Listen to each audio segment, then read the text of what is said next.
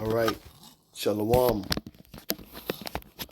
Kal halal Yahweh Bahashem Yahweh Shai Bahashem Rekahak Radash.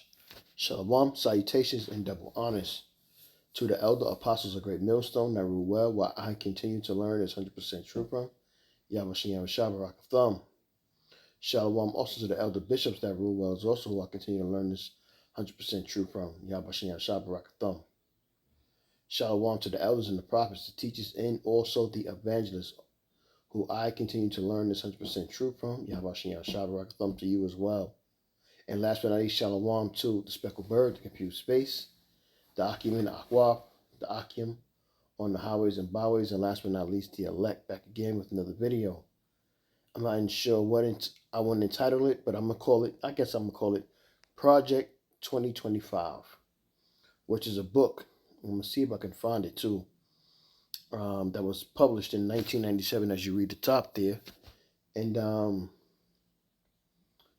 Esau was predicting things on the left-hand side that the other apostles also was bringing out on the right-hand side, on the righteousness, that are coming into light now, and it's happening now. And we are in 2026. This is May 19th, 2026, and how fast are the days moving? We're almost halfway through the year. So Yahweh Shem Yahweh Shai has sped up time for what? The elect's sake. So with that, I'm going to let this video play and I'm going to get some scriptures. All right, let's check it out. Back in 1997, a group of futurists funded by a Washington, D.C. think tank and several three-letter government agencies wrote a book about what the world might look like in the future. And when you look at what they predicted back then, it's disturbingly accurate. Now, this is the title of the book, 2025, Scenarios of U.S. and Global Society Reshaped, there's that re again, by science and technology. You know what's so fascinating about this? It was published 27 years ago in the year 1997, and it was well funded by a Washington, D.C. think tank and three-letter government agencies. But here's the thing, 1997, 27 years ago, and they write a book about a 502-page book about what the world's going to be. A 500-page book filled with dozens of predictions. And according to some estimates, nearly 90% of them seem to match what eventually happened. And the ones that haven't happened yet may be closer than we think. Because the remaining predictions go into things like World War III, mass starvation, global crisis, and much more. All right, well, when he names some, let me go ahead and get some. Let me see.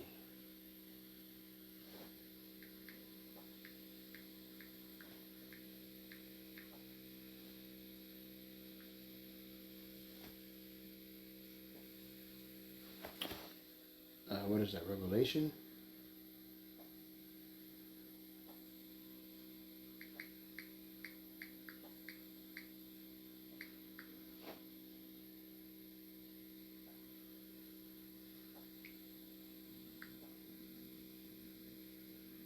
It gotta be Revelation. Revelation 11 and 14. And it reads, "The second woe is past, and behold, the third woe cometh quickly." And this is the time that we're about to enter in. Soon that third woe is coming in. Instead of me going through the list, let's hear this gentleman explain it himself. Because this is actually how I first became aware of it while watching one of his videos. Okay, you ready for the list? Fast mutating viral disease pandemics. Okay, let's get that.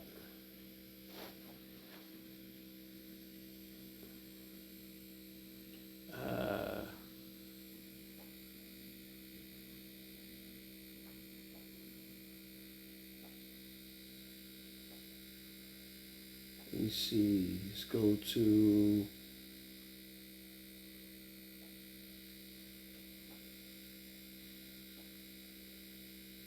Second Esdras 15 and 49, and it reads, I will send plagues upon thee, widowhood, poverty, famine, sword, and pestilence, to waste thy houses with destruction and death. Okay? Genetically developed vaccines. Smart. I don't necessarily have to tell you about that one, because all you got to do is think about that CHIP 2019, 2020. IDs, 1997, and this is, you can do the word search and research yourself. They predicted, not 2025, but by 2020, that people would be working from home virtually. By 2020, that prediction of people working home virtually is because of what? That jump shot. That core. That core vividly. You know what I'm saying? Come on. Listen, that's World War III, of course. Nuclear devices causing widespread contamination. Nanotech devices. This stuff was never even heard of. Digital currency. Vaccination programs run by organizations like the World Health Organization for a global killer that has yet to emerge. I don't necessarily, like, you see these things happen because, if you're still alive, then you knew that these things were happening since 2019. These things have been happening. Urge. First printing, February 1997. The book is real. You can find it, you can read it, and these are not some far-fetched interpretations.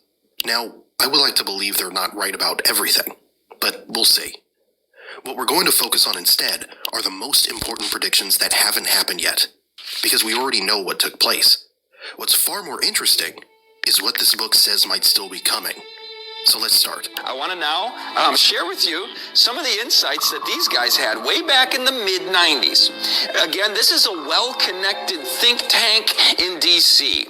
They are funded and engaged with the wealthy corporations, the ruling class, the National Security Agency. And in 1997, they published this book, creatively titled 2025.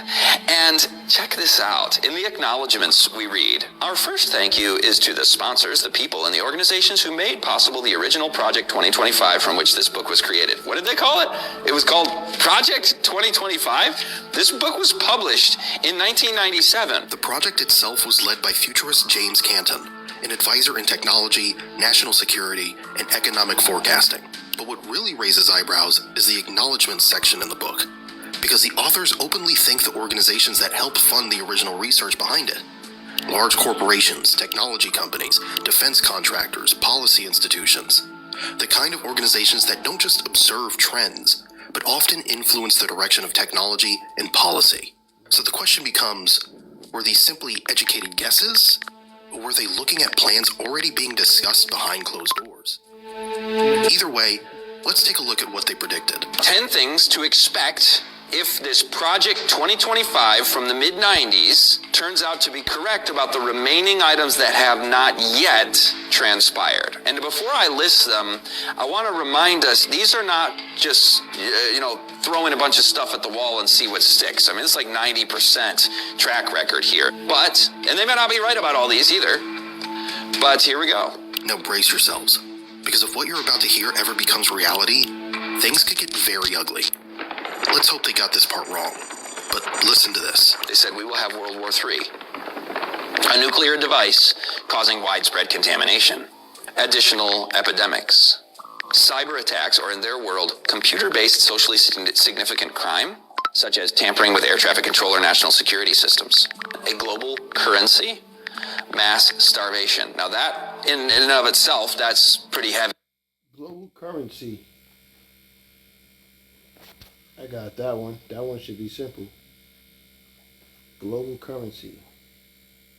Everybody should, well, I'm not going to say it because we got new people that listen and learn and is waking up. So I'm not going to say that. Salaki for that. Revelation 13 and 16.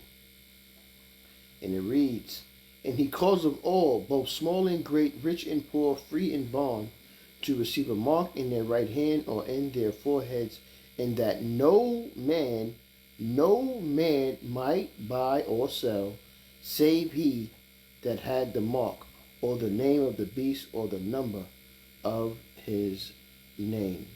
Okay? That we just considered, but given again the track record and how the things that they're announcing here, you also hear announced by the likes of Bill Gates and Klaus Schwab and Jesuit Tide. We're going to see some pretty interesting stuff as we go forward, but we're just on Project 2025 from the 90s right now. Let's look first at the mass starvation. I was mentioning Klaus Schwab and the WE. Let's get that scripture real quick. Let's get it.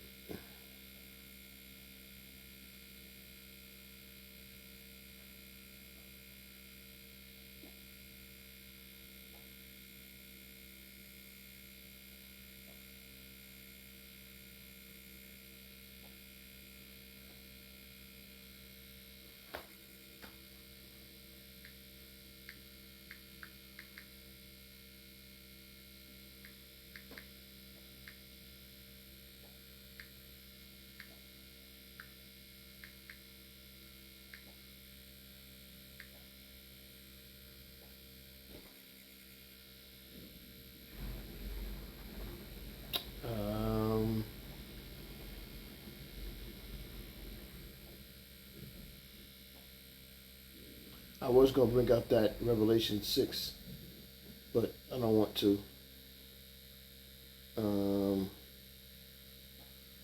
I'll bring out Lamentations.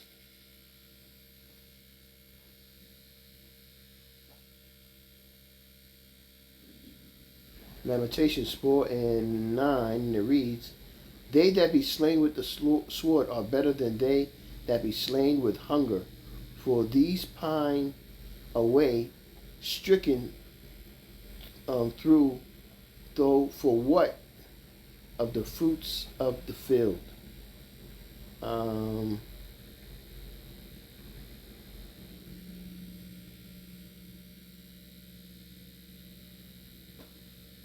This is a good one. Isaiah 65 and 13. And it reads, therefore, thus saith Yahweh thy power, behold, my servants shall eat, but ye shall be hungry. Behold, my servants, that's his servants are the elect, shall drink, but ye shall be thirsty. Behold, my servants shall rejoice, but you shall be ashamed. The World Economic Forum, WEF. He stated, we're going to have an angrier world. In the context of food and energy scarcity, we are going to have an angrier world. Those are his words. And so when he talks about an angrier world, and in the same interview, Klaus... I got a scripture for that.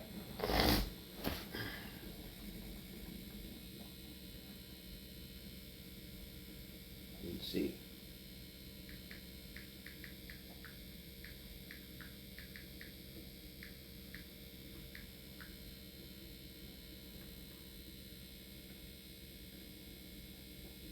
Let me see. Bear me 1 second, Israel.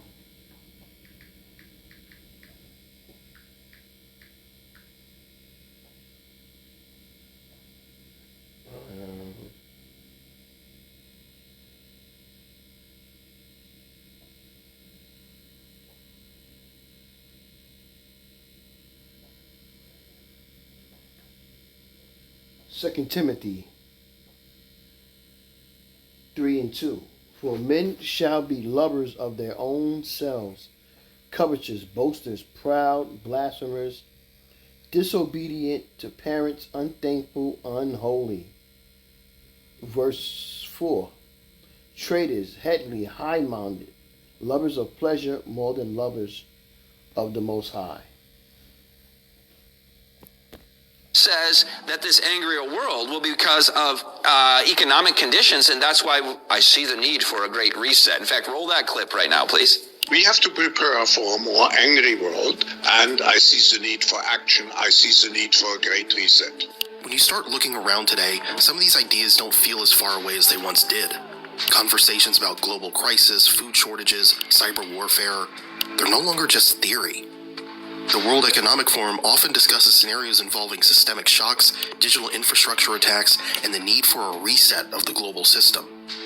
You hear similar language from government reports, economic forums, and international policy meetings. The idea that a large cyber attack could disrupt entire countries, or that supply chains could collapse and trigger food shortages, is something even officials now discuss publicly. And when you see these same themes appearing again and again, it makes you wonder, were these futurists simply connecting the dots ahead of time? Or were they closer to the people drawing the map in the first place? There is a Obama-produced film, a movie, that came out called Leave the World Behind. Why did the Obamas get behind this film? The film, I won't be able to tell you that, but I can tell you what the film is about. It's about an apocalyptic scenario after the grid fails, and there's a grid down crisis because of cyber attacks. And this comes out, again, right before 2025. And then you go back to 2014 with the release of a video game, which also has scripts like movies do. And this Black Ops 2, major prominent video game, the script writers for it were consulting with that the Wall Street Journal calls the premier futurist in the national security space. So the top Pentagon futurist was consulted for the script on this video game. And what is the script for the video game? Well, the object of the game is to prevent a cyber attack in the context of a new Cold War with China. And guess what year this video game is set? Again, this came out in 2014, and the video game is set in 2025. So we're starting to see kind of a pattern here, are we not? But isn't it a little strange, that film produced by the Obamas?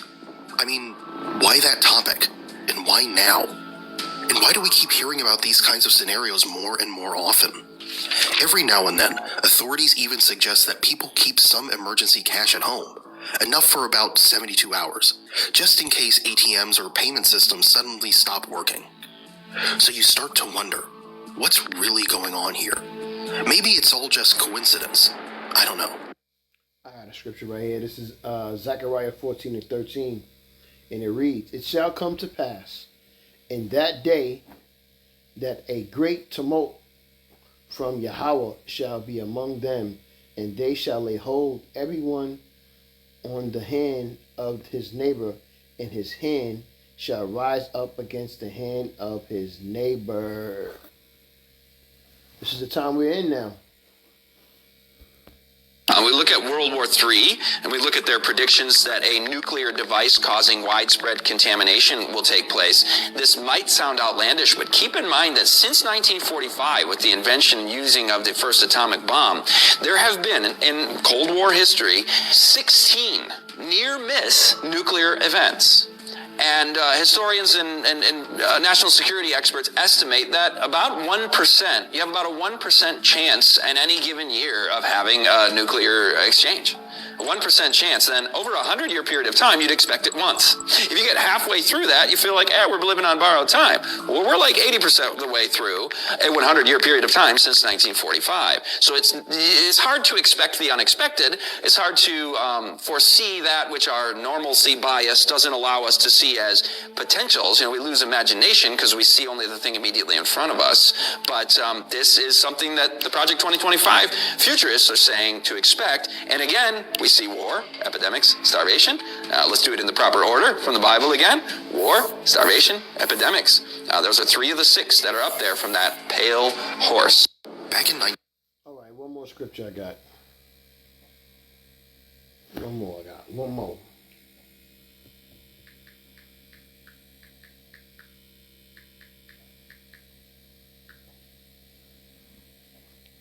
Revelation 17:16, and it reads, "And the 10 horns which thou sawest upon the beast, these shall hate the whore, and shall make her desolate and naked, and shall eat her flesh and burn her with fire." That's those nuclear warheads that's going to hit Okay? So this is Project 2025. Even though we in 2026, this is what was set up. So Abarak Lazar, you were edified with that quick lesson. And with that, I'm going to say, Kahalo Yahweh, Bahashem Yahweh Shai, Bahashem, Rakah Kradash, Shalom. Salutations and double honors to the elder apostle GMS on down, and Shalom to the elect. Shalom.